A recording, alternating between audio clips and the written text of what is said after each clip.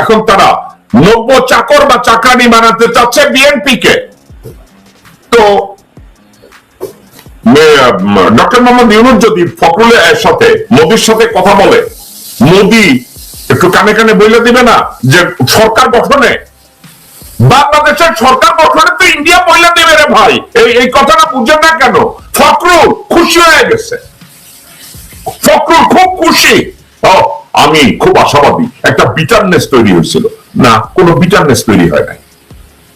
গত 20-30 বছর ধরে ভারত আমাদেরকে ধর্ষণ করতে করতে আমাদেরকে অসুস্থ বানাইয়া ছেড়ে দিচ্ছে, আমাদের দেশের রাজনীতিক অসুস্থ বানাইছে, আমার দেশের অর্থনৈতিক অসুস্থ বানাইছে, আমার দেশের মানুষকে অসুস্থ বানাইছে, আমার দেশের মানুষকে গুম করেছে, খুন করেছে, হত্যা করেছে, ধর্ষণ করেছে। এখানে বিটারনেস না, they just become our solid enemy. তো তার সাথে ডক্টর মোহাম্মদ ইউনূস দেখা করেছে, এর জন্য তার খুব খুশি, সে খুব খুশি যে দেখা করেছে, খুব আবেগ আপ্লুত ভাবে সে বলেছে সে খুব আশাবাদী। এখন এদিকে এই কথা তো যেই মুহূর্তে দেখেছে ভারত তাদের সাথে এখন একটু স্বামী স্ত্রীর সম্পর্ক তো হইতে পারবে না, এখন শালী দুলাভাই, স্বামী স্ত্রী না হইয়া বিএনপি শালী দুলাভাই যখন ওই পর্যায়ে গেছে, তখন চিন্তা করলো শালী হইয়া থাকে লাভ কি, যদি বউ হওয়া যায় তাইলে এখন বিএনপি ভালো, তাইলে এখন আওয়ামী লীগ ভালো না, তাইলে এখন আওয়ামী লীগ ভালো না, আওয়ামী লীগের বাস্তব, আওয়ামী লীগ সম্পর্কে এখন কথা কো। খালি কি মির্জা ফখরুল একা? সবাই, মির্জা ফখরুল, মির্জা আব্বাস, রুহুল কবির রিজভী, আওয়ামী লীগ এত খারাপ, গণতন্ত্রকে হত্যা করেছে, মানুষ হত্যা করেছে, এই করেছে সেই করেছে, তাহলে আওয়ামী লীগের বিচার চাইতেছে না কেন? আওয়ামী লীগের ব্যান করে দিবে, আওয়ামী লীগের ব্যান করার বিপক্ষে কেন? আপনি কি একবার শুনছেন হাসিনাকে অনতিবিলম্বে গ্রেফতার করে বাংলাদেশে এনে তাকে বিচার করা হোক? একবার শুনেছেন তারা কি বলে? মির্জা ফখরুলের এটা নিয়ে কোনো গলাবাজি দেখেন? মির্জা আব্বাসের কোনো গলাবাজি দেখেন? মির্জা আব্বাস আমার যদি একটু গালি দেয় তাহলে মির্জা আব্বাস একটু শান্তি পায়। মির্জা আব্বাসের কতগুলো জন্ম দেওয়া কতগুলো জারস বাইরে ছেড়ে দিয়েছে, তাদেরকে বলছে দাও যে কবে একটু গালি দাও, আলহামদুলিল্লাহ। আমার যখন গালি দেয় আমি বলি ও মাই গড, দ্যাটস ইট। সে বলছে বিদেশে যে লেখাপড়া করে আসছে সে নাকি আরো ভালো কিছু গালি টালি জানে। আমি তো অপেক্ষা করতেছিলাম মির্জা আব্বাসের কাছ থেকে যদি আমি কিছু গালির শব্দ কালেক্ট করি, ওই গালিটা আবার তাড়িয়ে আমি ঘুরাইয়া দিতাম, কিন্তু কই, শিখলাম না তো কিছু। আমি তো দেখলাম ওইখানে বসে বসে কুতে। তো আজকে মির্জা ফখরুল, মির্জা আব্বাস, রুহুল কবির রিজভী, আওয়ামী লীগ খুব খারাপ, আওয়ামী লীগ এইটা করলো কেন, ওইটা করলো কেন, কিন্তু আওয়ামী লীগের কোনো বিচার চায় না। আওয়ামী লীগের যে ব্যান করবে বাংলাদেশে ওটাও তারা চায় না। এরা কি, এরা কি মানুষ? সকালবেলা এক কথা বলে, বিকাল দুপুরবেলা এক কথা বলে, সন্ধ্যাবেলা আর এক কথা। আপনারা কি বুঝেছেন ডক্টর ইউনূস কত কষ্টে বলেছে যে আপনারা এরপরে কাগজ সাইন করে যাইবেন? কারণ আমারে বলেন একটা, এখান থেকে দরজার সামনে বাইরে বলেন আর একটা, আর জনগণের কাছে যে বলেন আর একটা।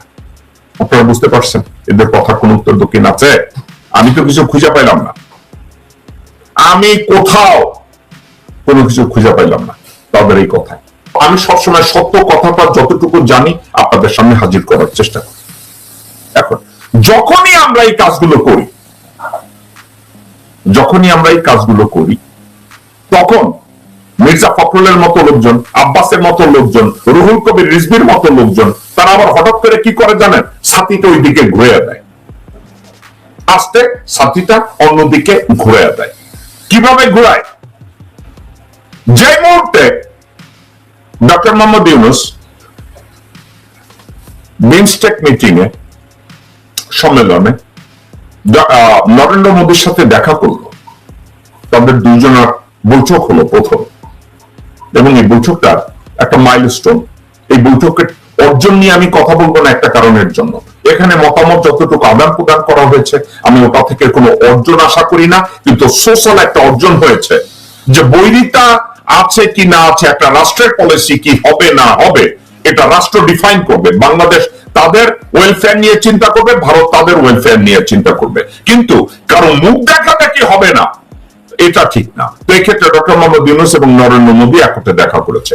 দেখা করার পরে মির্জা ফখরুল লুত হয়ে গেছে।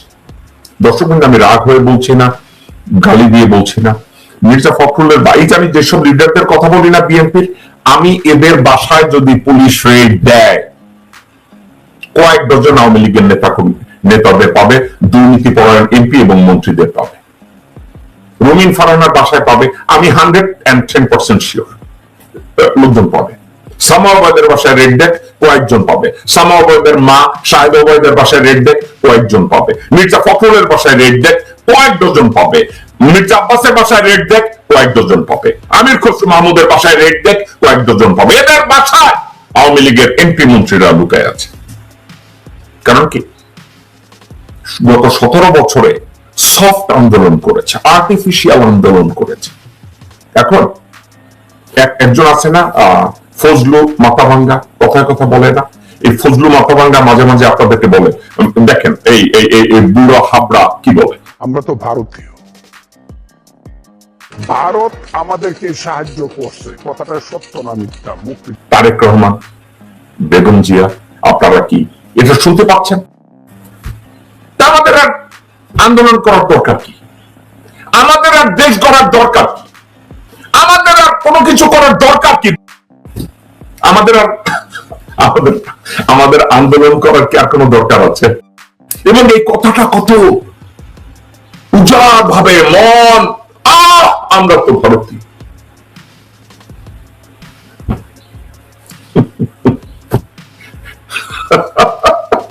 উনি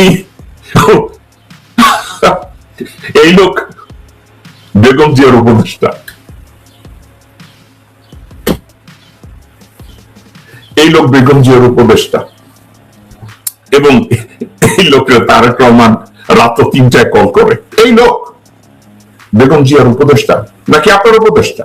আপনি তো আবার এই ধরনের লোকজন নিয়ে বিছানায় ঘুমাইতে পছন্দ করেন, চা খাইতে পছন্দ করেন।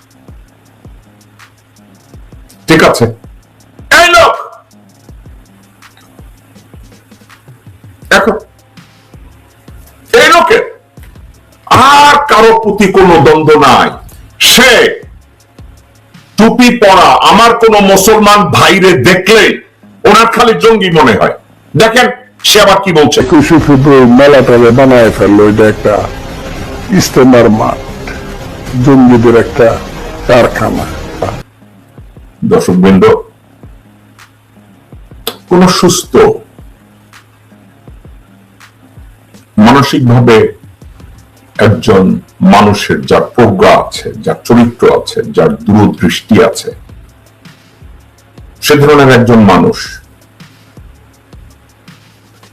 21শের বই মেলায় ওখানে যদি আমার মুসলমান ভাইরা টুপি পরে ওখানে যায়, ওটা দেখতে তাইলে ইস্তেমার মাঠ হয়ে যাবে। আর যদি হয় ইস্তেমার মাঠ, সেখানে উনি ভুলটা কি দেখে?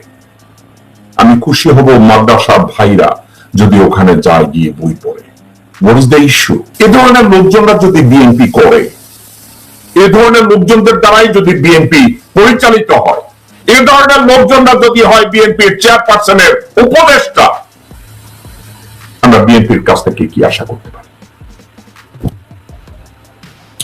তারা আর্টিফিশিয়াল আন্দোলন করে, আর্টিফিশিয়াল স্লোগান দেয়, আর্টিফিশিয়াল কথা বলে, কিন্তু নিজের পকেটটা ভারী করে, ঢাকা ব্যাংক তৈরি করে, প্রতিদিন প্রতি মাসে 3.5 থেকে 4 কোটি টাকা আয় করে, নিজের ভাইটা কালুরে দিয়া রেলওয়ে নিয়ন্ত্রণ করে, রেলের জমির উপরে বাড়ি বানাইয়া ওখানে বসত বাড়ি বানাইয়া থাকে। ওনার আব্বা যদি দপ্তরিক ছিলেন তাতে কোন দোষের কিছু নাই। ওনার আব্বা যদি ওই কাজের ফাঁকে পুরি বেচতেন, এতেও দোষের কিছু নাই। আলহামদুলিল্লাহ, সৎ কাজ করছেন। এখন মির্জা ফখরুল ইসলাম আলমগীর পাকিস্তান, ওটাকে কি বলে, পাকিস্তান মাপ চায় না। মির্জা ফখরুল এটা নিয়ে খুব মাথা খারাপ হয়ে গেল, কেন